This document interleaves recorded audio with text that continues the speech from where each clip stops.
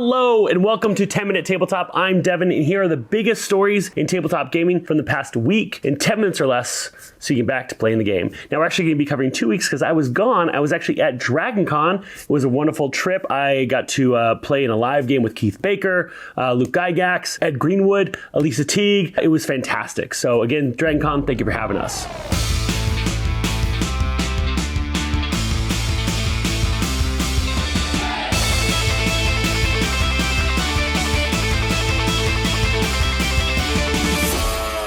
First up, Greg Tito is leaving Wizards of the Coast. The now former WotC communication director, Greg Tito, is gone from the company and onto a new gig with the state of Washington. Tito announced the job change on Blue Sky, reported by Ian World, and is now the deputy director of external affairs for Washington's Secretary of State. Tito was with WotC for almost a decade and spearheaded many notable projects, including D&D live events, D&D Direct, the Dragon Talk podcast, which we were on. Wonderful. I'll go ahead and put a plug for that. Now, in a turn of events on social media, Greg Tito did say, replying to a comment, "It feels good to do something that isn't just to line the pockets of assholes." He later added that by assholes, he meant shareholders. Why is this important? Greg Tito was kind of the voice of Dungeons and Dragons for a very long time, and he did a lot of very cool projects. Him leaving in that kind of comment does reinforce this narrative that Wizard of the Coast is prioritizing profits over the product. A lot of people have kind of been upset with that. I'm not sure if the main reason of his departure is leading to that, or maybe it's just time to go. I could understand wanting to leave somewhere that you've been for 9 years. Either way, we congratulate Greg Tito. We hope his next stage in his career's journey is fantastic, and we thank him for all the wonderful work he did over at Wizards of the Coast and Dungeons & Dragons. And our next story, Dungeons & Dragons is already adding corrections to the new Player's Handbook. The 2024 PHB hit D&D Beyond for early access purchasers in local game store shelves this week. Those with both versions noticed that the digital version is already getting errata that changes the language of certain entries from the book. For instance, the giant insect spell was a concern of some who got an early copy of the book because it seemed very powerful. The D&D Beyond giant insect spell clarifies the summoned insect's HP. Other errata involves the Goliath species, donning a shield, the telekinetic feat. Ian World has a thread of those changes. Dimension 20 has announced Season 2 of Misfits and Magic. Dropout announced the Season 2 of Misfits and Magic releases on September 25th with 11 episodes. The trailer shows GM Abria Iyengar setting the scene 3 years after the first season. She also raises the stakes by saying that death is on the table. The original cast is shown to be returning, and the trailer ends with a suitably spooky vibe for the season. Why is this important? We are seeing Dimension 20. They did a lot of kind of break-offs. They did Dungeons and Drag Queens. They did Mentopolis. They did kind of a lot of one-offs that were exploring these other stories. And what they did is they brought on these huge guest stars, right? Bob the Drag Queen and the other drag queens of Dungeons and Drag Queens. They had also brought on Hank Green, a notable YouTuber, and a lot of these kind of one-off shows were bringing in outside folks to get interest into Dungeons and Dragons. For example, the Dungeons and Drag Queens was one of the highest new subscriber hits as far as Dimension 20 shows goes. So the fact that they're going back to this show means that it has a lot of promise, means it's successful. You also saw they did this with, of course, Fantasy High in junior year. It's really cool to see Dimension 20 being able to build on some of these shows into second seasons because there is so much love and so much success with them.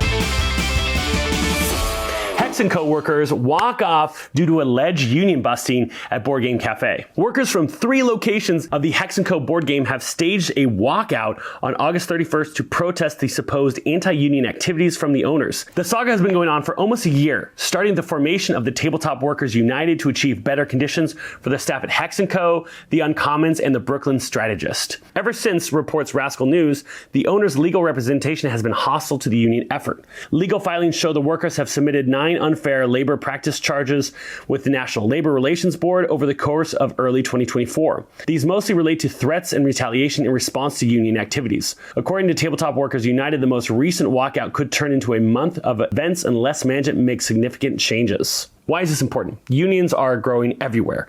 And with the success of the Auto Workers Union and the contract they signed, you're seeing unions continue to grow with Starbucks. You're seeing unions continue to grow in Amazon warehouses. So 2024, 2023 have definitely been the years of unions, especially now unions are getting so much attention from the election. So I would expect to see this union succeed, especially because a company with only 3 locations is not going to be able to walk out. And it's going to have to bring them to the table to start talking contract negotiations. But what does this mean for tabletop? Are we going to see more unions? Of course, we saw an ENnie be awarded to the Paizo's union this past year at Gen Con.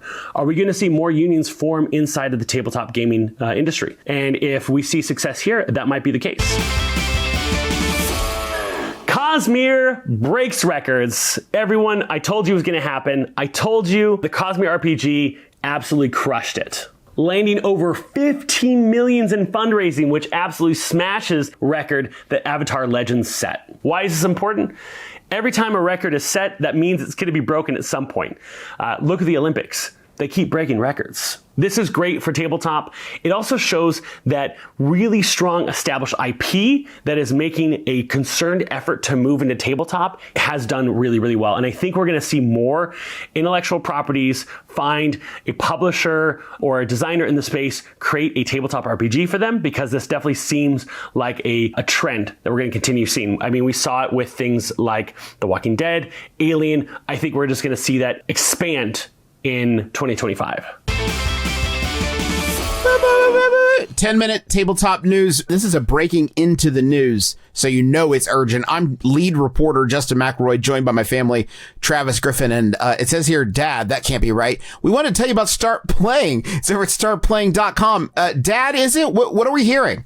What we're hearing right now, Justin, is that this concept is really revolutionary. It's a way to get connected with games that you will really enjoy, that you'll feel comfortable in, that you will have a great time in, along with game masters that are not only going to guide you and narrate stories, but also teach you at the same time. It's really kind of breathtaking.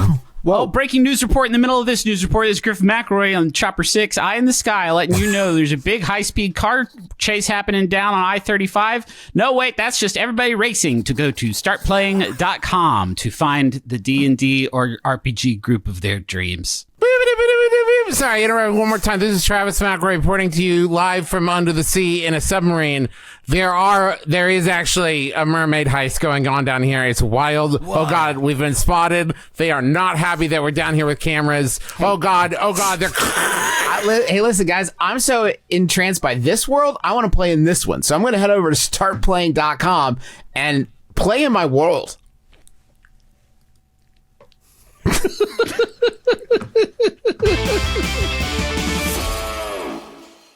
Dungeon World is getting a second edition from some new owners. A report from Ian World confirmed that Dungeon World has a new owner, Luke Crane, who designed the Burning Wheel and Mouse Guard role-playing games. He purchased Dungeon World from the original creators. Crane revealed this purchase on Dungeon World Plus, the Discord server, and said that he has plans for a new edition. No further details have been given at this time. Now, Dungeon World does have a bit of baggage attached to it due to Adam Koebel, and that is a whole other deep dive we can go into. Adam Koebel had crossed some serious lines in a live stream actual play of one of his shows, and Adam Koebel being one of the creators of Dungeon World.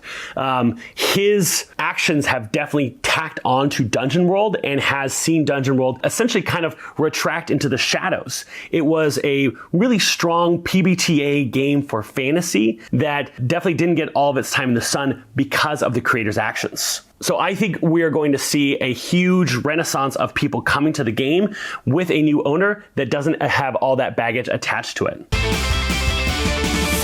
And lastly, D&D Beyond continues to expand with third-party content. At D&D Direct, they announced that Free League would be the newest third-party partner to the D&D Beyond ecosystem.